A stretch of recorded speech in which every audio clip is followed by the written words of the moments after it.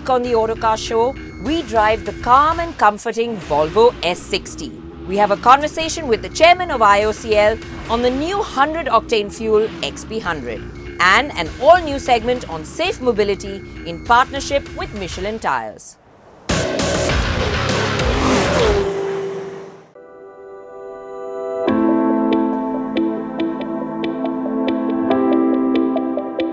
We have with us today the all-new Volvo S60 and its three rather interesting keys. Let me begin with this one here, the bright orange one. Volvo call it the care key. Now what that does is I can program this key to limit the speed of the car. So if I were to give the car to a valet or my son or someone like who I wanted to limit the speed for, well, this key will ensure that they don't exceed that set limit. I could also use this key. Now this one is, well, a waterproof key. If, for example, I were to head off into this lake for a swim, well, then I'd use this one, lock my car, keep the key with me, and nothing would happen to it. And then, of course, there is the regular key, which is, well, pretty obviously the one we're going to use today. The S60 was to arrive in the second half of 2019, but it has taken its time. Lucky for Volvo, it's an all-new platform, and so it should still have plenty of freshness. While the old car was based on an old Ford platform, the S60 uses Volvo's SPA architecture and is new inside and out. So let's begin with the interiors. Now, being built on an all-new platform, well, obviously the interiors are a huge step up from the previous generation Volvo S60. But if you know Volvos very well, then it looks all too familiar. And while the all-black interiors may not dazzle, they are well made and smack of quality, like soft touch surfaces that are all around. You've got leather all around, real leather. There's real wood too. And it looks nice and in fact has a nice little texture to it too. So feels really upmarket and plush. And then of course the knurled knobs all around here, they feel really good to operate, as do of course the switches around here. So feels very upmarket. And then there's bits, my favorite, which is this, the AC vent. If you just turn it here, wow, it clicks with such a satisfying sound. If you're the kind of person who loves popping bubble wrap, then well, you know what I'm talking about. For now, there is only one variant on offer, the INSCRIPTION trim, and it's quite well spec'd. The famed Bowers & Wilkins audio system offered on the Polestar variant and the larger S90 is missing, but there's a Harman Kardon unit instead that sounds quite nice.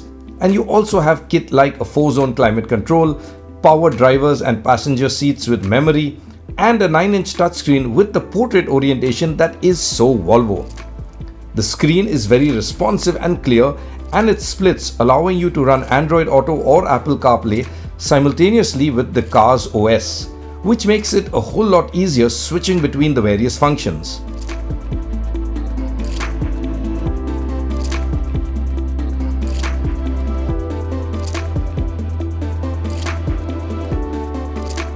Apart from the equipment, the S60 scores very well on comfort.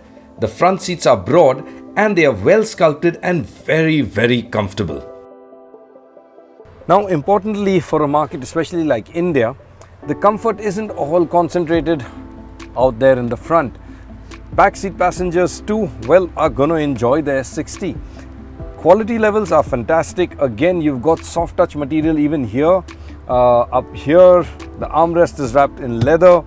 Even the lower door pads are soft touch plastics, and that's pretty impressive. Space and comfort is pretty good. In fact, the driving seat here is set to my position. I am 5'8", and as you can see, if I sit here, I've got more than ample leg room.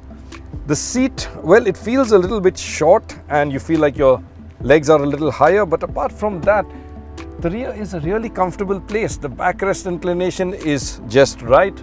The seats feel nice and contoured, and there's also this little handy armrest, which importantly in today's climate at least has your mobile phone tray right up here and cup holders extendable over here. There's also a handy storage space underneath, and there's two Type-C USB outlets as well as AC vents in the center and on the B pillars.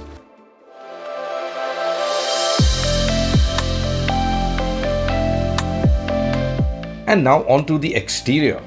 Here too, it's pretty obviously hugely different from its predecessor. However, unlike the SUV line, where models have their own distinct style, the S60 looks too much like the S90. But while it does not come off as something fresh and unique, it's also undeniably attractive.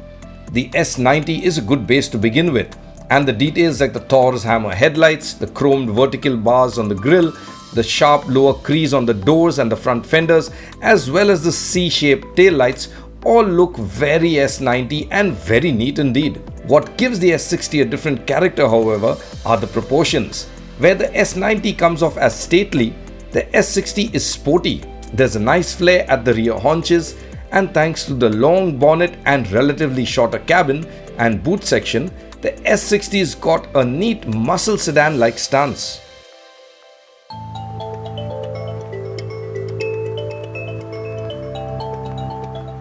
For India, the S60 comes with the 2-litre petrol engine in the T4 tune, where it puts out 190 horsepower and 300 Newton meters of torque. So what does that translate to out onto the road? Driving the S60 is really interesting. Following the sporty exterior, it has a sporty seating and a low stance, and it's all snug and sporty. But the performance, that's not actually so. Even in dynamic mode, it's just adequate. In our testing, we clocked 9.35 seconds for the 0 to 100 km/h dash, and that's just about okay. The gearbox too is relaxed with its shifts, and on the whole, the drive experience isn't what you'd call exhilarating. But the thing is, Volvo aren't really aiming for that. What they are trying to achieve with this car, well, with this particular variant at least, is a more relaxed, enjoyable cruise. And there it really hits the nail on the head. It's a really nice, relaxed cruiser. It's quite silent. The engine is refined.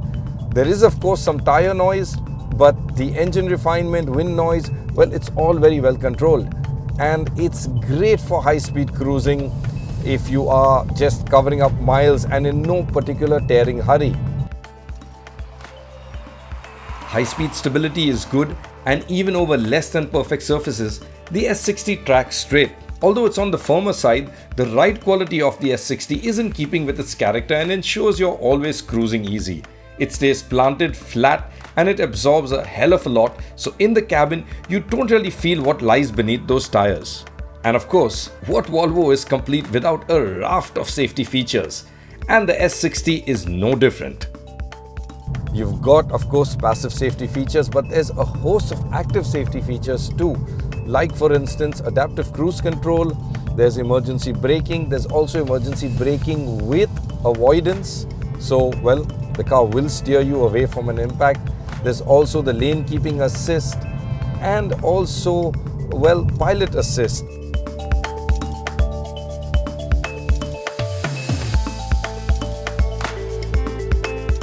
And it does work pretty well. If you see right now, well, we're going around a turn. I'll let go. And you can see the car making steering corrections. If, of course, I do have my hands off the wheel for far too long, there will be an alarm and the system will go off in case I don't get my hands back on the wheel.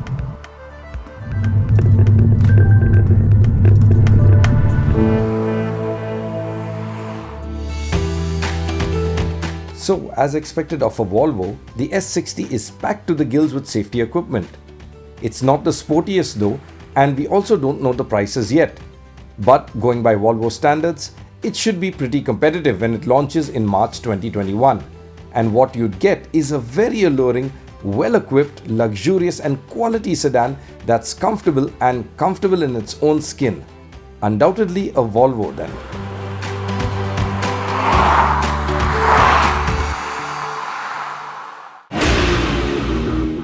Stay tuned. Right after this break, the chairman of IOCL tells us all about the new 100-octane fuel XP100. Oil is going to be there, but so will other forms of energy come.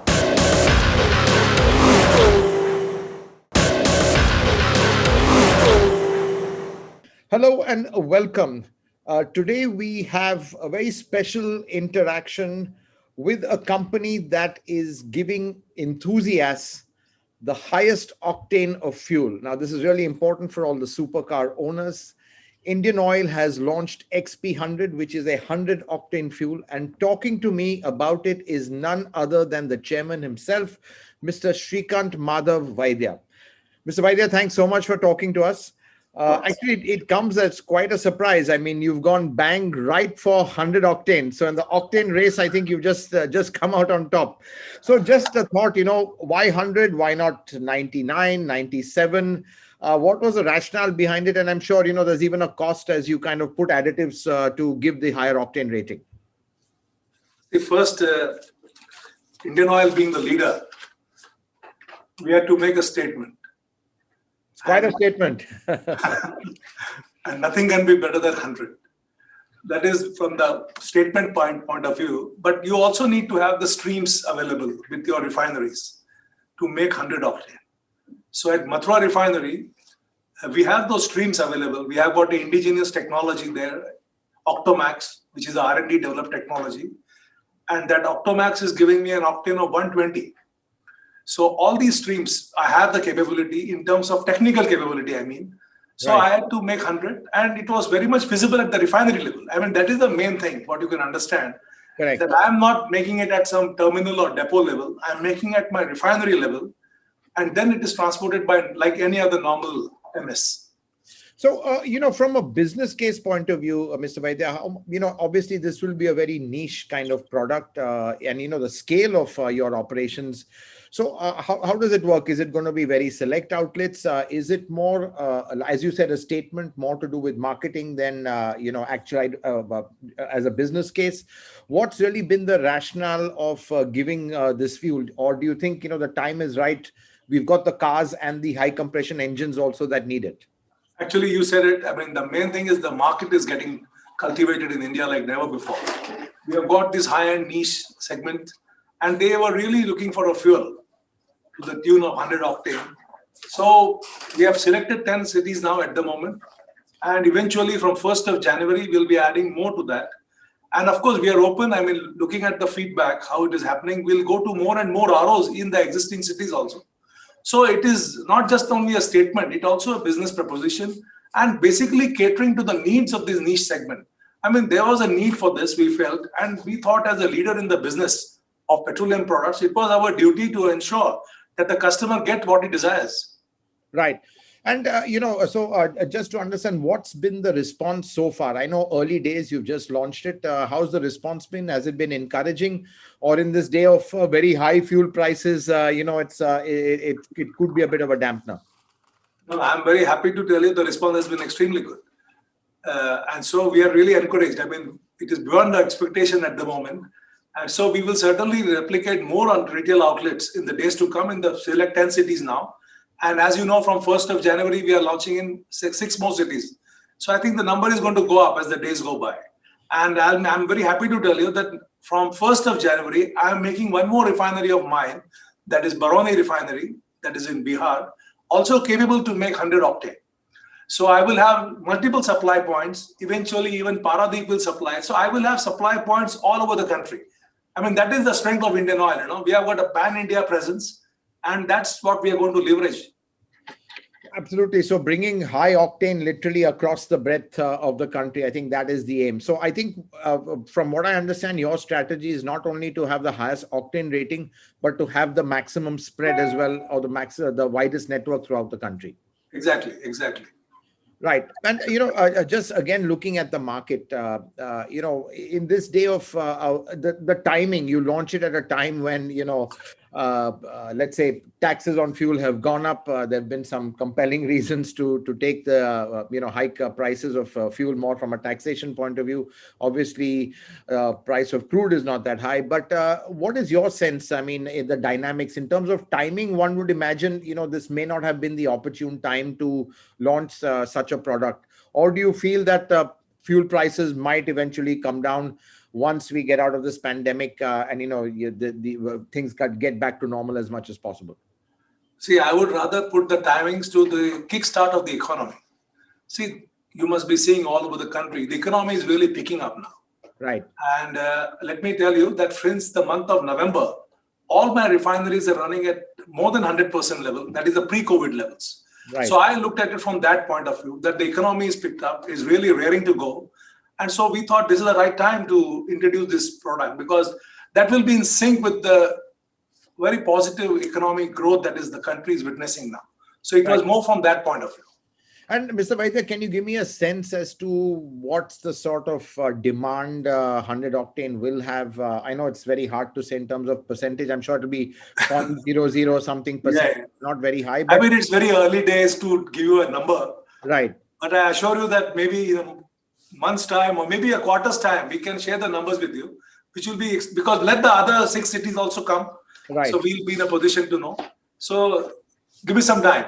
Right. And once you have more scale and the fact that other refineries, are going to be producing it, perhaps your logistics costs will come down. Yes, exactly. Did we see some rationalization in price also of 100 octane? Actually, frankly, the segment for which we have launched this product, I don't think they will be more looking at the price, but they will be looking at the performance, enhanced performance that this very superior gasoline gives. Right. So I think we'll leave it there on that part. Okay. I mean, they'll have a much better driving experience. Right. Having these high-end cars or bikes, I think that is more important for that. Mr. Vaidya, thanks so much for speaking to us, and really congratulations. You've hit a good century with 100 octane, and wish you all the best. I'm sure a lot of enthusiasts, people who have high performance cars, will be really happy with this news. And thanks so much for talking to us, and wish you all the best. Thank you. It was a pleasure, and thank you very much, and take care and stay healthy and safe. Thank you, sir. Thank you. Don't go away right after this break. It's How to Drive Safe in partnership with Michelin Tyres.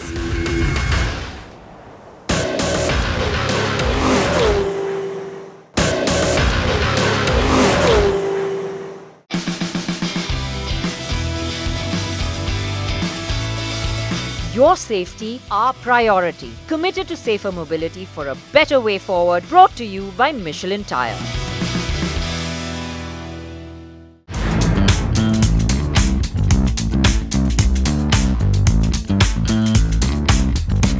Most of us ensure that our attire is always perfect when we leave home. But when we get into our car for a drive, we forget to ensure that it's in its perfect driving condition. Here are a few tips on how to regularly check your car before you set out on a drive.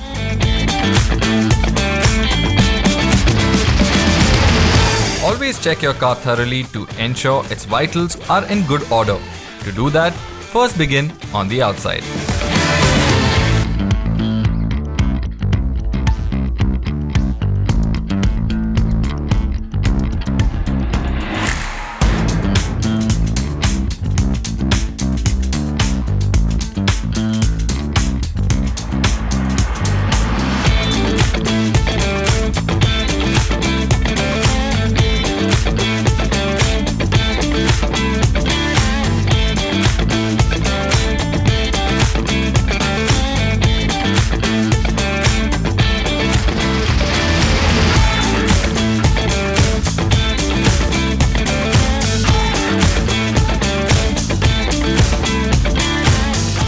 If you need to refill them, the recommended tire pressures for your car can be found on the door sill or the fuel can. Once you're done with all the external check, pop the hood.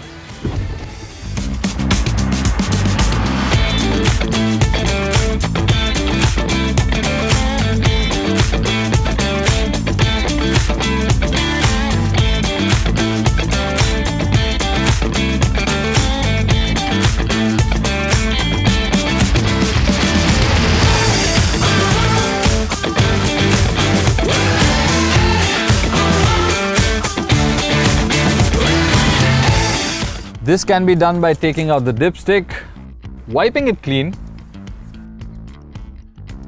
and then reinserting it, and then checking if the oil level is below the marker. Then you need to top it up.